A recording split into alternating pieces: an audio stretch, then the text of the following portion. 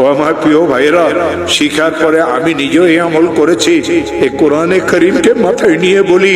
এই কোরআনে করিমকে মাথায় নিয়ে বলি, এই কোরআনে করিমকে মাথায় নিয়ে বলি, এই কোরআনে করিমকে খুলিয়ে কলিজার সাথে মিলেই বলি, আমার মাওলার নামে কসম করিয়ে বলি, যতবার আমি এই আমল করেছি নিজের জন্য, বিপদগ্রস্ত আত্মীয় স্বজনের জন্য, খুদার কসম প্রত্যেকবার আল্লাহ আমাকে এর ফলাফল হাতে হাতে দিয়েছে। পাক ভারত উপমহাদেশে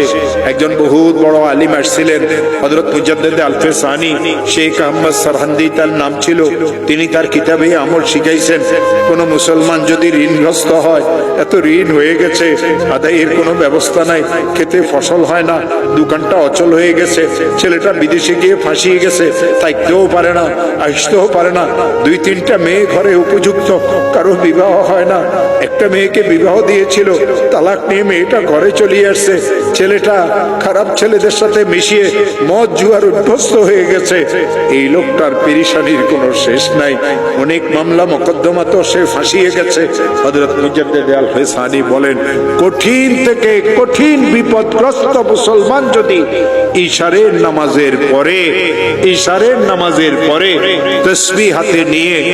যেই দরুদ শরীফ পড়তে জানে, 100 বার দরুদ শরীফ পড়বে। আল্লাহুম্মা সাল্লি আলা সাইয়্যিদিনা মুহাম্মদ, আল্লাহুম্মা সাল্লি আলা সাইয়্যিদিনা মুহাম্মদ, আল্লাহুম্মা সাল্লি আলা সাইয়্যিদিনা মুহাম্মদ। আর 499 বার পড়বে লা হাওলা ওয়ালা কুওয়াতা ইল্লা বিল্লাহ, একবার পড়বে লা হাওলা ওয়ালা কুওয়াতা ইল্লা বিল্লাহিল আলিয়্যিল আযীম, আবার 100 বার দরুদ শরীফ পড়বে, হাত পাতিয়ে বলবে, আল্লাহ আমি তো মামলা মোকদ্দমায় ফেঁসে গেছি, হাত পাতিয়ে বলবে, আল্লাহ আমার মেয়েগুলির তো বিবাহ হচ্ছে না, হাত পাতিয়ে বলবে, আল্লাহ আমার একটা মেয়ে তালাক নিয়ে ঘরে চলে এসেছে, হাত পাতিয়ে বলবে, আল্লাহ আমি মামলা মোকদ্দমাতে ফাঁসিয়ে গেছি, হাত পাতিয়ে বলবে, আল্লাহ আমার খেতে ফসল হয় না, হাত পাতিয়ে বলবে, আল্লাহ আমার ব্যবসাটা অচল হয়ে গেছে, হাত পাতিয়ে বলবে, আল্লাহ আমি সন্ত্রাসীদের দ্বারা কবলিত, হাত পাতিয়ে বলবে, আল্লাহ আমার ছেলেটা তো বিদেশে গিয়ে ফাঁসিয়ে গেছে, হাত পাতিয়ে দিয়ে বলবে, আল্লাহ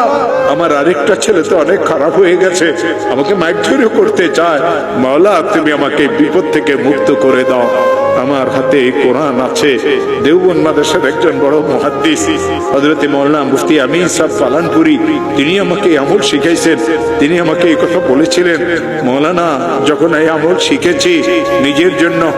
বিপদগ্রস্ত আত্মীয় স্বজনের জন্য,